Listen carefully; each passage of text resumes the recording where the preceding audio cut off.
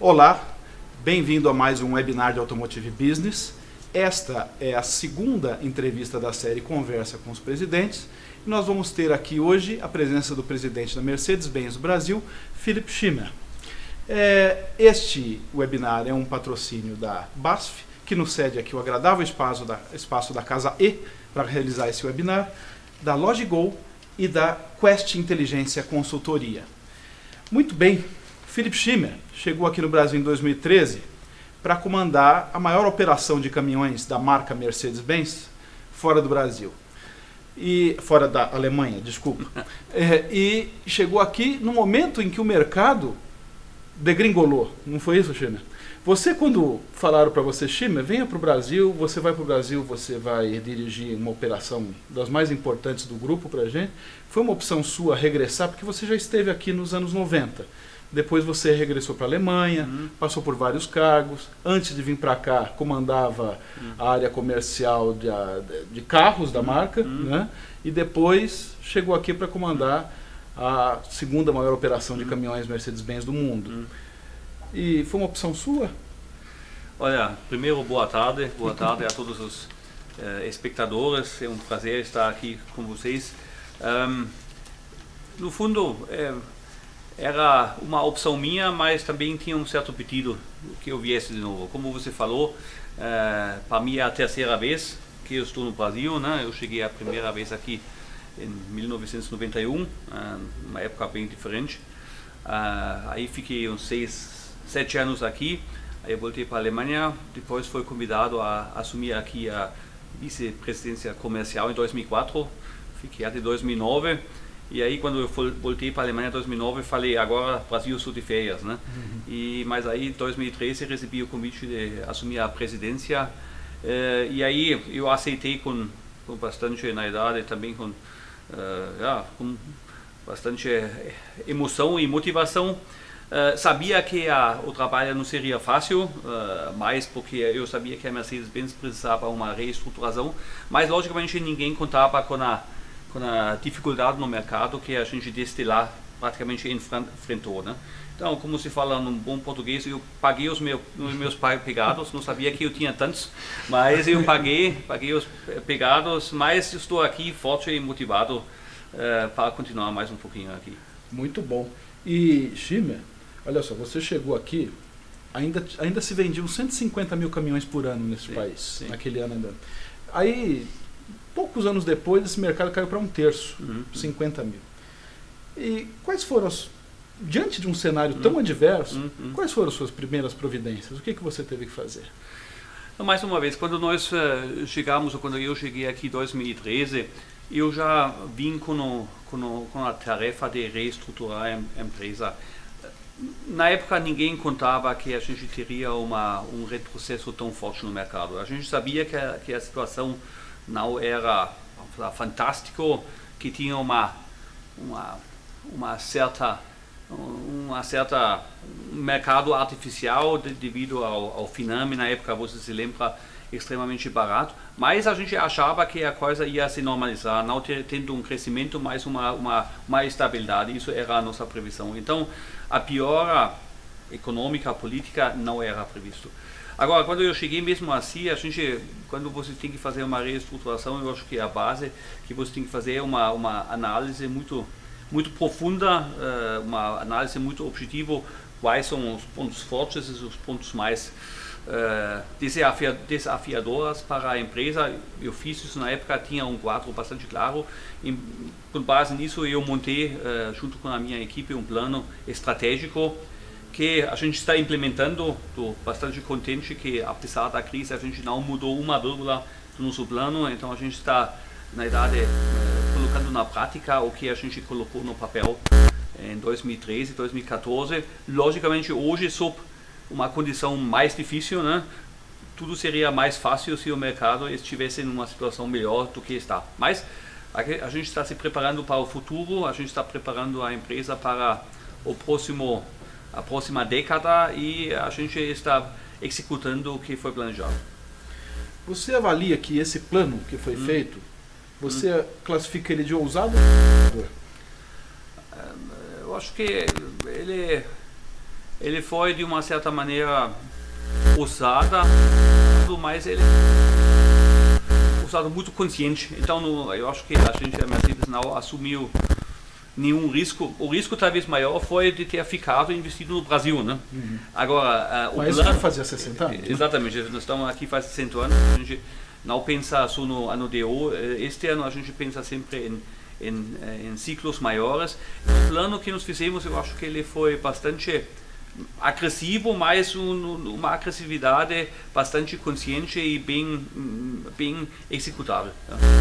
Olha, você chegou aqui, apesar de toda essa derrocada do mercado, que obviamente fez o caixa secar né, por aqui, você conseguiu, em meio à crise tão profunda, aprovar investimento. Sim. O primeiro de 730 milhões, que terminou ano passado, foram só 2 anos para fazer um rearranjo industrial, né? E de 2,4 bilhões recentemente anunciado deste ano até 2022. Sim. Como é que você conseguiu convencer a empresa de fazer investimentos tão vultosos? Essas discussões nunca são fáceis, né? Isso é claro, mais uma vez considerando a situação delicada do mercado. Agora, como você também já mencionou, nós temos 60 anos aqui no Brasil, a gente conhece este mercado, a gente está convencido do potencial do mercado brasileiro e então a gente falou para ser competitivo neste mercado, não só no Brasil, mas também no futuro mais na exportação, nós temos que ter uma fábrica eficiente, né? Nós temos que ter uma fábrica que consegue ser competitivo com as outras fábricas no mundo Mercedes ou no mundo competitivo no fundo, e principalmente nós precisamos dos produtos certos. Então, no fundo, com isso eu consegui convencer lá ao board na Alemanha que isso seria o direcionamento certo. E mais uma vez, esses investimentos não é para 1 ou 2 anos, isso é para a próxima década. Muito bem. Como foram, relembra um pouco a gente, como foi aplicado esse último ciclo de 730 milhões certo. E qual é a intenção com o próximo ciclo? Então, o primeiro ciclo foi realmente, como você falou, um rearranjo nas fábricas. Então, primeiro tivemos que, na verdade, fazer uma divisão melhor entre as fábricas de São Bernardo do Campo e Juiz de Fora. E aí a decisão foi que a gente focasse em Juiz de Fora, em toda a fabricação de cabinas, montagem de cabinas. Então, nós fizemos um investimento para realmente deixar a fábrica de Juiz de Fora especialista nessa tarefa. Isso foi uma boa parte do investimento. E a outra parte foi que a gente teve que, depois de uma análise, percebemos que nós tivemos algumas deficiências nos produtos, né? E a gente corrigiu esses defeitos nessa primeira etapa para ter um portfólio de produtos muito competitivos já disponível. A segunda parte agora, ela persiste na modernização da fábrica de São Bernardo do Campo e preparar também já a próxima, na verdade, os próximos produtos, então as próximas etapas do nosso plano de produtos que entrarão um pouco mais tarde na parte de comercialização. Nós já estamos falando numa perspectiva de produtos com motorização Euro 6? Exatamente, isso é um dos assuntos que nós vamos preparar durante esta fase de investimentos, exatamente esta tecnologia e outras coisas, né? Nós vamos trabalhar bastante em cima de um sistema de como se fala, preparar os veículos para a condução autônoma, por exemplo. Isso vai ser uma das coisas que nós vamos focar. Vamos trabalhar bastante fortemente em produtos que contêm digitalização mais forte. Então, esses são, na verdade, pontos que nós estamos apostando bastante para o futuro. Olha, vou fazer uma pergunta já de um web espectador aqui, o Wallace Faria. Ele pergunta basicamente do que foi anunciado há poucos dias, que a Daimler anunciou que vai fazer uma divisão de suas grandes divisões, né? Vai separá-las. Então a divisão de carros vai para um lado, a Daimler Trucks, que faz veículos comerciais pesados, vai para outro lado, e fica mais independente, e ainda a criação de uma terceira companhia que se junta a serviços financeiros para provedor de serviços de mobilidade. Né? Como fica o Brasil nesse novo contexto global da companhia? Sim. No fundo, o que foi anunciado para nós que trabalhamos dentro do grupo não foi uma uma novidade em si, a gente já sabia que isso ia acontecer e no fundo é uma consequência do trabalho que já foi feito nos últimos anos, onde cada vez mais a gente focou mais nos clientes, então a gente já focou bastante em cada unidade de negócios. Então sempre foi assim que aqui também no Brasil, cada unidade de negócio é gerenciado praticamente como um business próprio, né? Então isso sempre era assim. No futuro, o que vai ter mais, que isso vai ficar mais evidente, porque nós agora vamos reportar também essas coisas assim. Então, e a gente, no fundo, vai criar empresas próprias. Então, vai ser uma empresa que vai cuidar de veículos comerciais, uma outra empresa que vai cuidar de automóveis e vans, e uma outra empresa que vai cuidar a empresa financeira e a coisa de mobilidade. Então são empresas independentes. Eu acho que nós vamos fazer a mesma coisa aqui no Brasil. Seriam replicadas essas três empresas? Essas três empresas estão replicadas. Hoje já temos o nosso banco já é separado, nosso então já é uma empresa própria, então aí vai se juntar as atividades de mobilidades e nós vamos separar a empresa, hoje é a Mercedes-Benz do Brasil, então vai ter uma empresa que cuida de automóveis e vans e uma outra empresa que vai cuidar de veículos comerciais. Então essa separação vai existir. Eu acho que na prática, para no dia a dia, não vai se modificar tanto, porque as empresas, isso também está nos planos, devem se manter as sinergias que existem, né? Todo mundo, logicamente, não quer gastar mais dinheiro, então vai ter uma forte ligação entre as empresas utilizando sinergias, né, para não perder isso. Agora, as empresas vão ser mais fácil identificadas por fora como unidades separadas. Aqui no Brasil, o nome da empresa deve mudar também? Isso é uma coisa que está em discussão, realmente não posso te falar hoje o resultado, isso vamos discutir. Essa nova estrutura no Brasil deve funcionar a partir de 2020, isso é o plano. Então, até lá nós temos ainda um tempo. Logicamente, o nome Mercedes-Benz do Brasil é muito forte e então vai ter interesse das duas empresas de manter uma ligação com este nome. Agora, como isso vai ser no final, não posso te falar. Até porque eu tenho certeza que os caminhões Mercedes-Benz continuarão sendo vendidos com a marca Mercedes-Benz. Acho que jamais você... Não, isso está... Me parece óbvio, mas não custa perguntar. Não, isso está... nem se discutindo. A empresa de veículos comerciais no mundo se chama Daimler Trucks e se chama Daimler Trucks porque no mundo a gente vende outros veículos comerciais fora da marca Mercedes. Nós temos a marca Freightliner nos Estados Unidos, que é líder de mercado lá.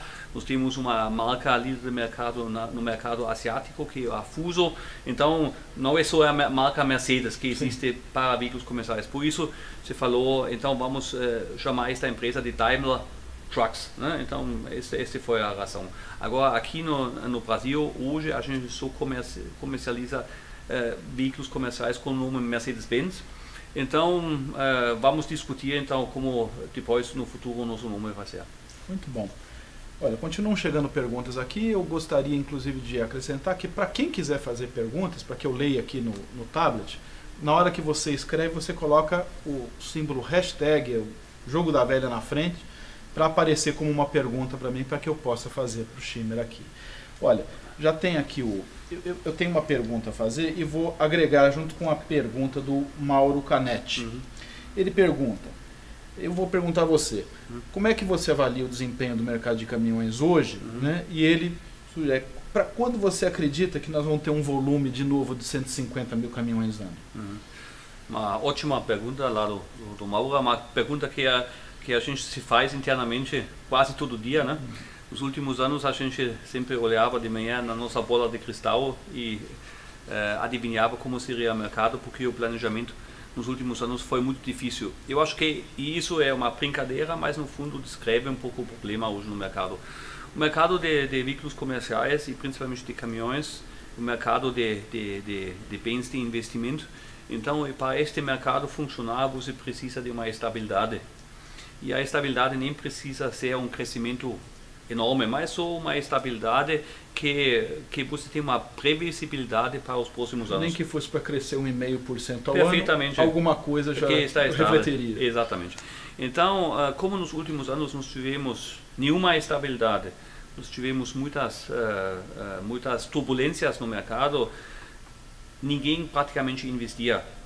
Claro, se você não sabe se amanhã alguma coisa muda no seu negócio, você para de investir. E isso afetou muito o mercado de veículos comerciais. Por isso, hoje estamos numa situação tão difícil como nós estamos. Eu tenho certeza, se o Brasil volta a ter esta estabilidade que todos nós esperamos que pode acontecer talvez no ano que vem, depois das eleições, aí eu acho que relativamente rápido nós vamos de novo voltar em volumes de mercado acima de 100 mil caminhões. Por quê? Porque temos uma frota bastante antiga, tem uma necessidade grande de renovação dessa frota então automaticamente com estabilidade o empresário vai voltar a investir e vai comprar um caminhão. Agora, vai ser 150 mil o topo do mercado, vai ser 170, 130, hoje é muito difícil de falar. Para mim seria já um grande passo ultrapassar de novo 100 mil caminhões, né? Isso já seria um grande passo e eu tenho certeza que o potencial existe. Este ano nós estamos tendo uma pequena melhoria no mercado, até em números bastante grandes. Primeiro semestre 50% de crescimento, ao ano total a gente estima em torno de 30% de crescimento, mas isso porque a nossa base era muito pequena, né?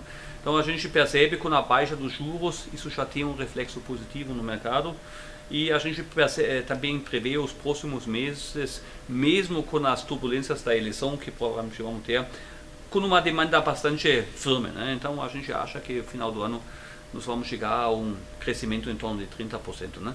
Agora, bom, mas ainda muito longe onde a gente deveria estar e isso mais uma vez depende mais da estabilidade que todos nós queremos para o país.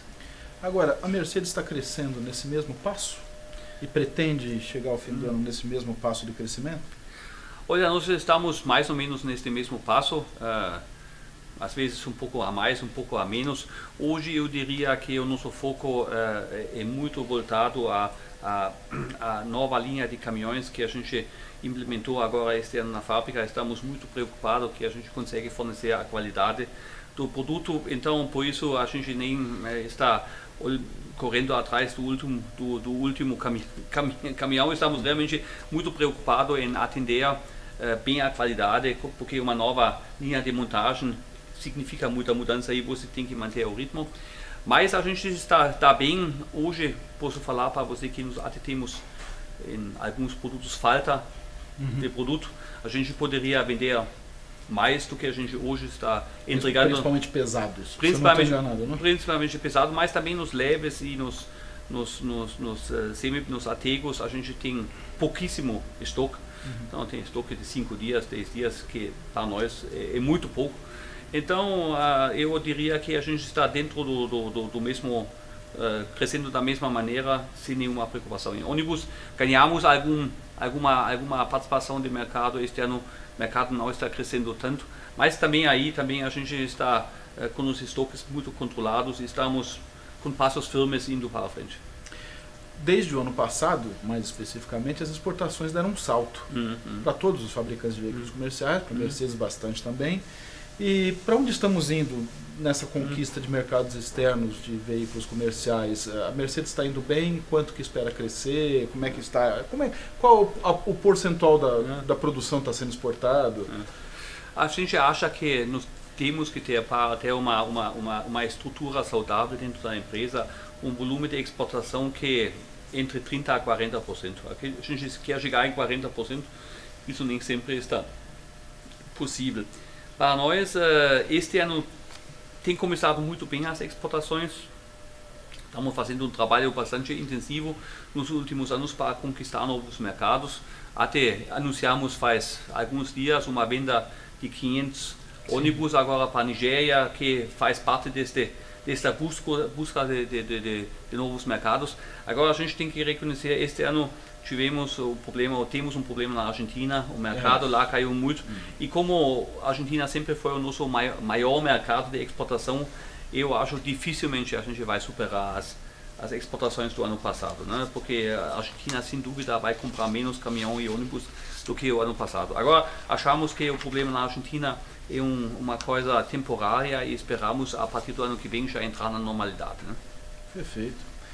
Bom, A gente tem dito, né, que a concorrência no mercado de caminhões brasileiro é algo que de 5 anos para cá, vamos dizer, explodiu praticamente. Né? Para a Mercedes, que manteve a liderança por vários anos, é difícil defender essa liderança. Né?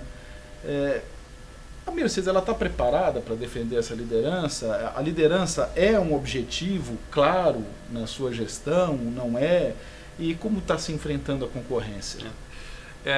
Eu acho que uma coisa está clara, na nossa indústria e mais ainda com as dificuldades que nos enfrentamos no último ano, a gente brinca sempre internamente, a gente joga na Champions League, né?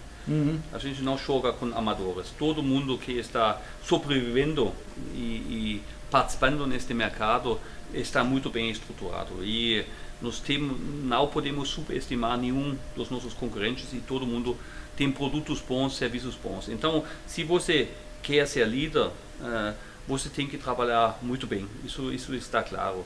A nossa ambição como Mercedes-Benz é ser líder. Isso também é bastante evidente. Agora, isso não é uma coisa que nos rouba o sonho à noite, se por 1 ou 2 ou 3 meses a gente não está líder.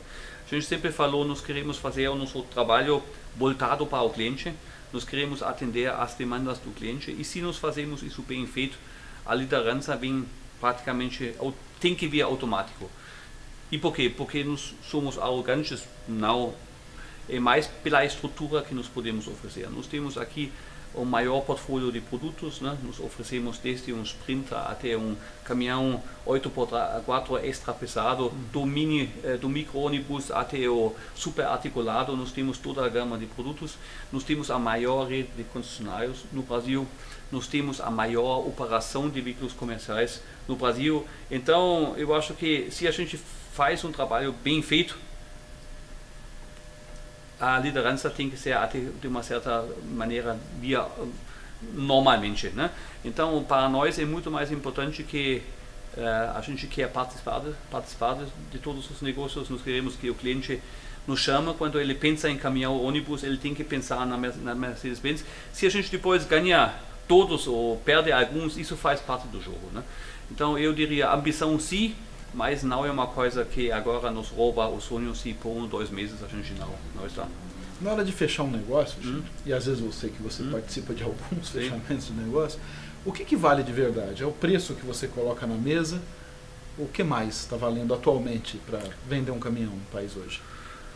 Não, eu acho o negócio de veículos comerciais em geral e caminhões especificamente é um negócio bastante, na verdade, racional. Então, o que vale para o cliente é o retorno que ele tem pelo produto. E, logicamente, o preço é o mais chamativo. Agora, a gente sabe que o preço hoje ele significa no máximo 20% do custo de vida de um produto. Então, tem muita mais coisa envolvida. Então, tem toda a parte de manutenção envolvida, tem toda a parte de financiamento, toda a parte de seguro envolvido, toda a parte de valor de revenda envolvido e quanto mais profissional o cliente é, menos relevante fica o preço final, né? Porque vale o pacote, né? E a gente tenta, logicamente, cada vez mais agregar mais serviços para o cliente, para ele poder ter um retorno melhor do produto. Então, no fundo, são os pontos principais. Mas, sem dúvida, o preço e principalmente quando a demanda é menor do que a oferta que aconteceu nos últimos anos, o preço sempre é um ponto muito importante. Aí o cliente está com a faca e o queijo na mão, não é? Sim, mas isso faz parte do negócio, né? Olha, Chime, recentemente, finalmente, o governo aprovou uma parte, pelo menos ainda está em votação, do Rota 2030, era algo que a indústria esperava já há muito tempo para trabalhar. E como é que você avalia essas... Qual é a sua primeira avaliação do programa, como ele foi colocado? Para o caso específico seu da Mercedes, ele é médio, ele é bom, ou ele é ruim, ele não vai afetar em nada a operação? Como você avalia? Não, eu acho que não adianta a gente sonhar.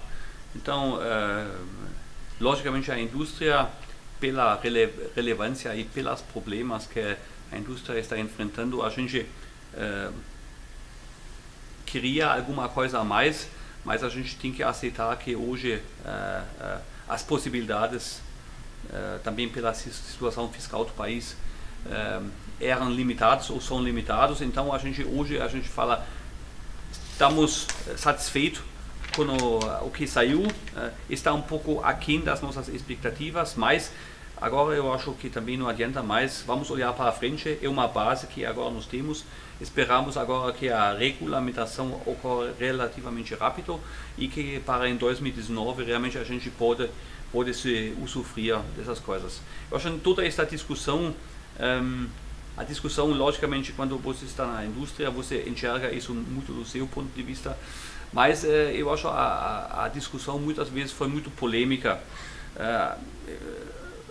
Tem algumas pessoas que dão pouco valor que a indústria talvez tem para o Brasil, para o emprego, para a relevância que existe, e se fala muito sobre benefícios fiscais. Se você faz só a conta quando a indústria paga de impostos e a relação dos benefícios que foram concedidos, você vai perceber, ou cada um vai perceber, que isso é totalmente responsável o que foi feito pelo governo e não foi nada para beneficiar, para agora falar, sempre a indústria automobilística vai receber os benefícios. Eu acho que o que foi muito importante para nós é que a Rota 2030 tem um incentivo para pesquisa e desenvolvimento, isso é relevante para a indústria ter um prazo de pesquisa aqui, porque querendo ou não, o Brasil precisa estar... A Mercedes vai usar isso. Nós utilizamos isso no passado e vamos utilizar no futuro. É importante, muitas vezes fala não, mas isso não precisa sim, porque senão nós vamos perder toda a parte de engenharia aqui do país, vamos perder para outros países. Eu acho que isso são trabalhos muito qualificados que nós vamos precisar até cada vez mais para a gente poder exportar também do Brasil. Então, por isso eu acho muito relevante ou importante que isso foi conseguido. O resto, eu acho, dá para a indústria do programa, dá para nós um direcionamento para os próximos anos, o que vem de novos módulos de segurança de eletrônica. Então isso nos dá previsibilidade. Então agora vamos encerrar a discussão, vamos colocar a coisa o mais rápido possível em prática para a gente poder trabalhar. Para andar, né? Para andar, exatamente. No caso da Mercedes, você avalia então que existem benefícios que podem ser usados e que podem beneficiar a companhia de maneira geral? Sem dúvida, existem benefícios que nós vamos utilizar e que vão trazer no final também um benefício para o consumidor no final, para o cliente. Bom, vamos ao assunto mais difícil aqui, porque embora a Mercedes-Benz seja conhecida no mundo inteiro como uma fabricante premium de carro, de alguns dos melhores carros do mundo, vamos dizer assim, né? Aqui no Brasil sempre foi um problema fabricar carro para a Mercedes-Benz. Aí já tinha tentado uma vez, na década de 90, foi obrigado a desistir, porque não era uma fábrica rentável, não tinha volume, foi transformada numa fábrica de caminhões, depois sob a sua gestão numa fábrica de cabines para caminhões, né? E aí vocês investiram no bojo de Inovar Auto 600 milhões para fazer a fábrica de Iracemápolis, onde são montados hoje dois modelos, o GLA e o Classe C, lá já são carro Mercedes montados aqui no Brasil, né? E não foi uma aposta muito arriscada, Schimmer, fazer um investimento desse baseado só num programa que tinha data para terminar logo ali em 2017? Sempre quando você olha de frente para trás, você pode falar que foi arriscado, não foi arriscado. Eu acho que tem que falar que a gente entrou e fazer essa fábrica fez que a Mercedes foi capaz e foi possível de assumir a liderança nos últimos anos em vendas de carros importados, né? A gente não pode esquecer que se a gente não fizesse esse investimento, a nossa venda aqui seria limitado a 4.000 unidades mais ou menos por ano. Com a fábrica a gente poderia vender bastante mais. Infelizmente pela crise não foi muito mais, mas já no ano passado vendemos em torno de 13 mil carros, então 3 vezes mais do que seria possível sem a fábrica. Então a crise ninguém previa, então temos que reconhecer que então sem essa fábrica seria impossível de ter estes volumes nos últimos 3, 4 anos. Agora sem dúvida, o futuro da fábrica é um assunto discutido, mas agora também a Rota 2030 deu uma ajuda para a fábrica e isso foi Os créditos tributários que serão liberados vão ajudar, é isso? Não, ou tem alguma outra visão? Tem os créditos tributários e tem um sistema que facilita a importação dos componentes para serem produzidos aqui, que nos também vai ajudar.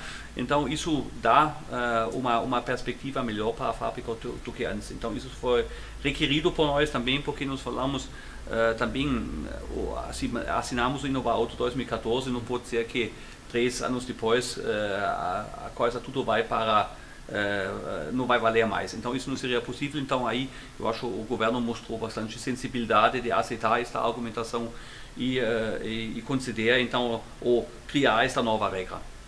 Bom, e quais são as perspectivas agora para a fábrica de Iracemato? Como é que ela está operando? Qual o percentual que ela colabora, contribui para o volume de vendas de automóveis da Mercedes no Brasil? Não, ela contribui bastante. Ela está responsável mais do que 2/3 das vendas aqui no Brasil, porque ela produz os carros mais, na idade, vendidos no Brasil, o GLA e a classe C. E agora, com esta nova base do Rota 2030, nós vamos avaliar as possibilidades para o futuro que até então era meio nebulosos. Tem muito se falado a respeito de se produzir mais um carro lá, o Classe A Sedã. Se estuda isso, Schimmer? Isso é uma pergunta, viu? Só por exemplo, eu sei que eu não combinei essa pergunta com você, mas é uma pergunta aqui do Wallace novamente. Não, você estuda várias possibilidades. Então, a Sedã é uma dessas possibilidades. Agora também temos uma nova fábrica no México, então aí a gente vai ver como o balanço, como isso vai funcionar. Também está se discutindo um novo acordo entre Brasil e México, né? Aí a gente vai ver como a gente pode evoluir nessa discussão. Bom, e aqui do lado, na Argentina, foi inaugurado recentemente uma linha de produção da Nissan, onde a Mercedes também vai produzir uma picape, a classe X, como já faz em outro lugar do mundo, na Espanha, né? Já está lançado lá. Quais as perspectivas para esse...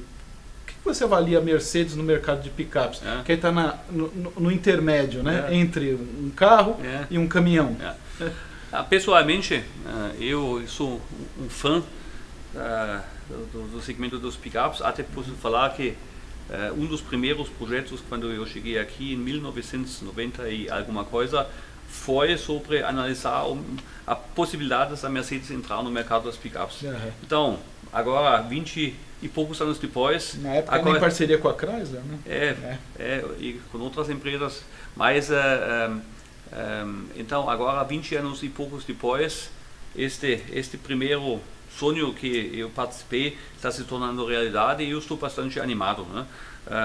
Porque o mercado dos picapes aqui é um mercado muito forte, principalmente no centro-oeste, né? Nessas regiões onde o Brasil ainda tem um crescimento muito robusto, né?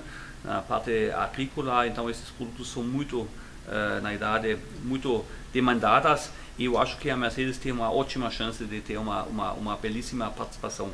O produto o que eu conheço, é um produto muito competitivo, porque ele vai unificar de um lado vamos falar, a experiência Mercedes-Benz em veículos comerciais, então ela vai ter uma robustez. Agora o dirigir vai ser automóvel Mercedes-Benz. E esta combinação entre realmente utilidade e outro lado luxo ou conforto de dirigir, também em estradas difíceis, né? Como temos várias aqui. Como tem muito no centro-oeste também essas estradas difíceis, eu acho que isso vai ser uma combinação que tem muito boa chance para ter um bom sucesso. Olha, temos falado muito em eletrificação, especialmente na Europa, e a Mercedes lá, o grupo Daimler, focou muito em eletrificação, né? Porque é necessário. Aqui é menos necessário, mas alguma coisa já se espera aqui também. Os impostos eles foram rearranjados, baixados um pouco, menos do que o mercado queria. Com isso, você vê alguma possibilidade? Primeiro, vamos falar de eletrificação de caminhão. Você avalia que esse é um caminho de eletrificação também válido para o mercado sul-americano, brasileiro? Eu acho que o mercado sul-americano e brasileiro ele vai seguir as grandes tendências que existem no mundo. Então vai ser veículos autônomos, veículos eletrificados. A gente só tem que olhar sempre a velocidade, né? E aí, às vezes, também eu gosto muito de tecnologia, trabalhei muito muito tempo com projetos de produtos e eu sou realmente entusiasmado por essas novas tecnologias. Agora, conhecendo o Brasil, eu tenho uma sugestão de um outro caminho.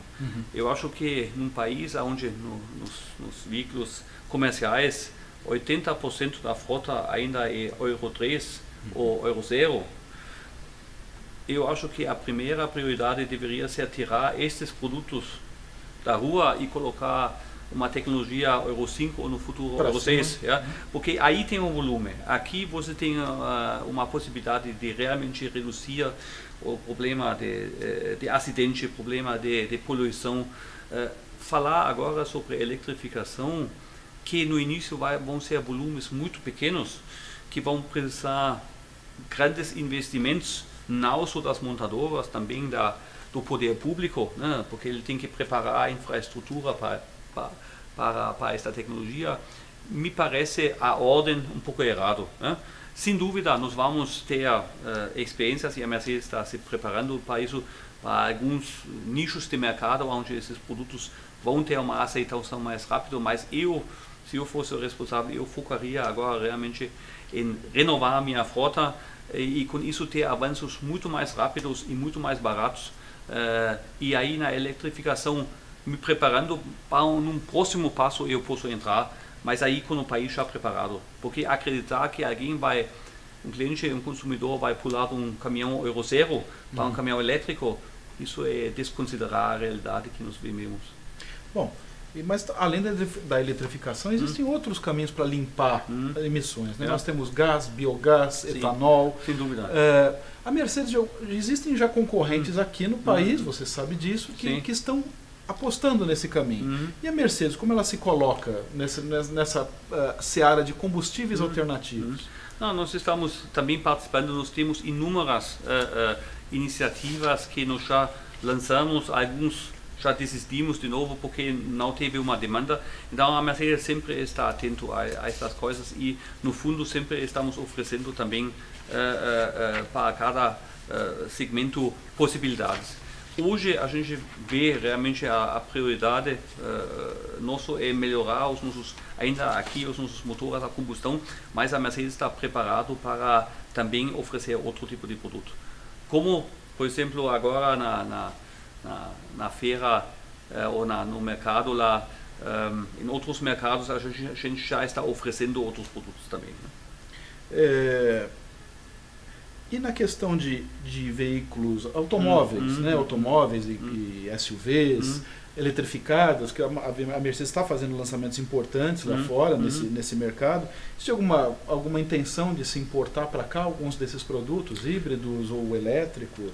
Não, estamos testando aqui já veículos híbridos, já tivemos aqui. O sucesso dos híbridos aqui não foi tão grande, a aceitação pelo menos dos nossos produtos nós oferecemos na classe S primeiro, né?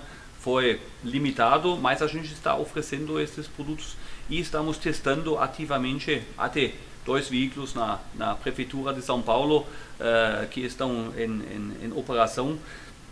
Estamos testando e sem dúvida ano que vem nós vamos lá lançar a nossa linha de EQ na Alemanha e sem dúvida logo depois nós vamos trazer esses veículos para cá, mas também mais uma vez vão ser volumes ainda no início bastante limitados. Quer dizer, então existe pelo menos para se começar a explorar um pequeno nicho, existe essa intenção. Vocês estão estudando isso? Existe essa intenção, né? Tá. Bom, estamos às vésperas. Você já falou um pouco, mas eu gostaria de ressaltar isso. Eu me lembro bem que faz pouco tempo você falando a fornecedores, né? Sim. Você falou assim: olha, esse negócio de que a eleição esse ano não vai fazer efeito é mentira. Sempre faz. Né? Que tipo de impacto você espera para o mercado com as eleições agora bem próximas aí? Eu acho que, sem dúvida, para mim serão as eleições mais importantes dos últimos tempos, décadas para o Brasil, porque, mais uma vez, como nós falamos, eu acho que nós estamos vindo de no mínimo 4 anos, talvez de mais anos de instabilidade, e o que eu acho que o Brasil precisa e todo brasileiro quer é ter uma certa estabilidade. Eu acho que essas eleições têm que trazer para nós uma certa estabilidade. Então, por isso são muito importantes. Por isso, primeiro, eu espero que todos os brasileiros vão para a eleição e façam a sua escolha, porque é importante de fazer esta vez, né, de fazer isso. A segunda coisa, o que a gente espera, que o novo governo tenha uma certa base com quem ela possa, na verdade, governar. Isso vai ser muito importante, porque o presidente precisa do Congresso e do Senado para governar, e que este novo governo então traz uma linha e conduz esta linha para os próximos 4 anos, para, mais uma vez, para ter esta estabilidade. Aí também espero, talvez isso seja um pouco demais, mas eu espero que comece um processo de reconciliação, né? Porque hoje eu vejo o país bastante dividido. Eu acho que isso não é bom. Eu acho que a gente pode ter opiniões diferentes, mas no fundo eu acho que deveria ser uma coisa não tão com tanta animosidade, mas mais com um pouco mais de harmonia e objetivos em comum, né? E objetivos de comum para mim, o Brasil precisa crescer, é um país em desenvolvimento que precisa construir, que precisa gerar empregos, né? E precisa ser competitivos no mundo, né? Porque hoje a gente não vive numa ilha, a gente vive num contexto e a gente tem que ter um consenso e aí, dentro desse consenso, construir o futuro. Eu acho que isso eu espero desta eleição, né? Muito bom. Jimmy, vamos voltar um pouquinho para a tecnologia, falar um pouco de tecnologia que você falou que é algo que você gosta. Que tipo de espaço? A gente tem visto as cabines de... Vamos falar um pouco de caminhão primeiro, porque os carros que vocês vendem já é recheado de tecnologia. Agora, as cabines dos caminhões, o interior dessas cabines, elas estão ficando cada vez mais tecnológicas, né? Com conectividade, programas de manutenção preventiva embarcadas, né? Como isso está acontecendo no caso da Mercedes-Benz? Vocês estão adotando mais tecnologia embarcada nas cabines, com um volume maior de conectividade? E qual é a tendência? Não, hoje nós já estamos, ou nós estamos faz tempo investindo bastante. Hoje, por exemplo, todos os nossos veículos extra pesados já vêm 100% conectados, né? Então isso já hoje é fato. Nem todo cliente ativa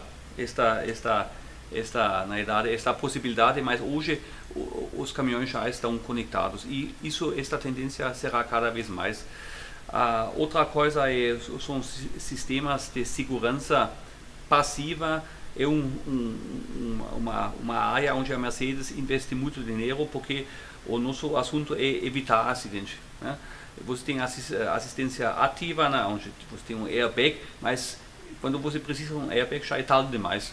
No fundo, a nossa... Porque o acidente já aconteceu. Já aconteceu. A nossa visão é evitar o acidente, e a Mercedes está investindo muito dinheiro nesta segurança passiva, que ajuda ao motorista a realmente detectar situações de perigo e já automaticamente ajudar também o motorista a reagir corretamente. Hoje, nós já temos estes sistemas, na verdade, oferecidos principalmente nos caminhões extra pesados, no Actros. Tem o sistema EPA, que hoje talvez seja o mais avançado que de todos os concorrentes aqui no Brasil, e estamos investindo cada vez mais porque a gente percebe uma demanda muito grande. Também no segmento de ônibus acabamos de lançar também novos sistemas de segurança passiva, que também para ônibus também se entende. Você fala do piloto automático adaptativo, né? Exatamente, piloto automático adaptativo, exatamente. Então, porque é muito relevante, né? E cada vez mais sentimos mais demanda para isso. E a Mercedes está investindo fortemente nessa tecnologia. Você acha que há espaço para aumentar? Pode beber sua água, não tem problema. Eu vou fazer a pergunta com tempo para você beber. Aí você avalia que tem espaço, mesmo porque a gente sabe que aumenta o preço. Sim. Esses sistemas todos, quase todos, são importados. Sim. A preço de dólar caro, né? Mesmo assim, você acha que dá para fazer mais? Olha, esse sistema tem um retorno muito rápido. Evitar um acidente já pagou-se. Então, eu acho que cada cliente que faz a conta e conhece as vantagens dos sistemas está comprando, está convencido que é um investimento muito bom. Uma outra coisa, esses sistemas também ajudam na economia, né? Como o sistema ajuda o motorista a manter a distância, certo? Então você evita freadas bruscas, você evita acelerações desnecessárias. Isso tem um efeito na economia de combustível que o retorno é garantido. Até um sistema muito barato pelo benefício que ele oferece para o cliente. Muito bom. Jimmy, uma pergunta aqui interessante do Fernando Melo. Você avalia que ainda existe espaço para fusões de marcas de caminhões no mundo? A Mercedes tem alguma coisa no radar nesse sentido? Olha, eu acho que no mercado sempre tem espaço para fusões, né? E os investimentos no futuro necessários nas novas tecnologias, eu acho que automaticamente leva, talvez não a fusões, mas assim a colaborações mais intensas. E uma das razões, nós falamos sobre isso, para separar as empresas é ter mais facilidades de assumir cooperações novas. Isso não precisa ser sempre fusão, mas eu acho que colaborações em termos tecnológicos para dividir investimentos faz muito sentido. Olha aqui, o Ricardo Frois, ele pergunta aqui, com a nova plataforma Mercedes-Benz Brasil, somando com a linha de montagem 4.0, modernizações, você avalia que pode-se começar a exportar caminhões para mercados industrializados, desenvolvidos, que são atendidos normalmente pela matriz? Isso é possível, sem dúvida é possível. Este é o nosso objetivo. Logicamente a gente não ganhamos nada com a Mercedes-Benz se nós roubamos do Brasil um mercado que hoje está sendo atendido por um mercado da Alemanha. Isso não é o nosso objetivo. O nosso objetivo é aumentar a nossa participação nesses mercados e ganhar mais clientes. Mas eu diria, nós estamos preparando e sempre falamos isso para ser competitivo internacionalmente. Isso seja com os produtos completos, seja com agregados, seja com os nossos buses que nós temos aqui, então nos chassis. Então nós queremos atuar em todos os mercados onde a gente enxerga espaço. Recentemente, vocês passaram por um doloroso processo de transformação lá em São Bernardo, especialmente, onde vocês tiveram que reduzir o quadro de funcionários e tudo mais.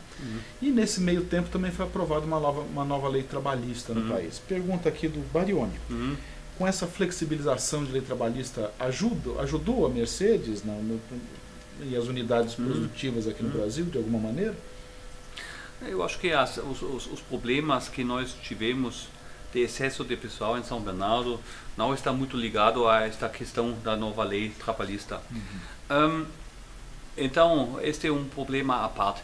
Nós também temos que falar que nós sempre tivemos um diálogo muito intenso com o nosso sindicato.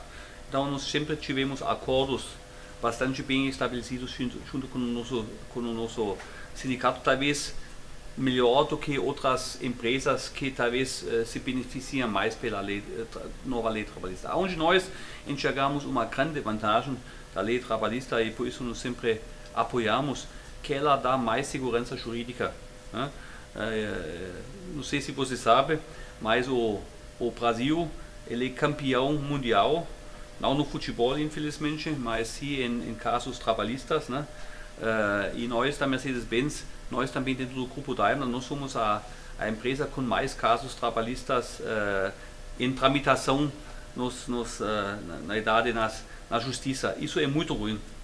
Esse é um dos custos que nós temos aqui que faz aqui o Brasil não competitivo. Então esta nova lei trabalhista trouxe avanços bastante significativos, porque dá mais segurança jurídica não só para nós, como também para o próprio empregado, e por isso nós achamos que foi um passo nesse sentido muito bom. Nós estamos já chegando ao fim da nossa... Você vê que passa rápido, né, Jimmy? Você tem bastante coisa para responder. Gostaria que você fizesse uma consideração final a respeito de perspectivas da empresa, que você fechasse esse nosso encontro aqui, essa nossa conversa, com uma perspectiva geral do que você pensa que vai acontecer para este ano, para o próximo ano. Bom, eu acho que, como nós falamos, estamos num momento bastante importante, né, à frente de uma eleição bastante importante para o país e para a empresa. nós achamos que continuamos achando que as perspectivas para o Brasil são muito boas, o potencial de mercado é muito grande, tanto para caminhões como também para ônibus ou veículos comerciais. Agora, o que a gente espera e torce todo dia é que a gente entra nesta estabilidade que realmente nos dá a possibilidade de na verdade, de pegar todas essas possibilidades e realmente usufruir das possibilidades. Porque nós estamos aqui faz 60 anos, queremos ficar mais 60 anos e queremos crescer. E eu acho o Brasil crescendo, nós crescendo, isso é bom para todos, né? Porque significa mais riqueza, significa mais emprego e significa talvez também um pouco mais, uma situação mais cômoda para todos os participantes. Muito bom, Schimmer, eu agradeço. E antes de a gente encerrar, eu quero dizer que nós vamos fazer um sorteio aqui, que o Schimmer vai escolher o ganhador. No próximo dia 27 nós temos o workshop Planejamento Automotivo, que vai ser um evento da Automotive Business lá no WTC, aqui em São Paulo. E eu quero que você escolha um número desse que vai ganhar um ingresso, uma inscrição grátis para o nosso workshop. Olha só, nós tivemos 410 pessoas inscritas, você escolhe entre o número 1 e o número 410 que vai ganhar uma inscrição lá. Agora, qualquer número, você qualquer fala... número, tem que pensar. Vou pensar nos motores antigos da Mercedes, bastante conhecidos aqui no Brasil, o 366, o M366, então 366. 366. Paula, é o nome do sorteado. Parabéns a você. Eu gostaria de agradecer então a Paula, depois você que é o sorteado número 366, depois nós vamos entrar em contato com você para oferecer a gratuidade de inscrição no Workshop Planejamento 2019. Muito bem, eu quero agradecer o Philipp Schimmer, que aceitou nosso convite para debater as questões da empresa e do país e do mercado de veículos comerciais. Quero agradecer os nossos patrocinadores, no caso a BASF, que nos cede aqui esse espaço agradável da Casa E, a LogiGo e a Quest Inteligência Consultoria. Muito obrigado e até uma próxima vez.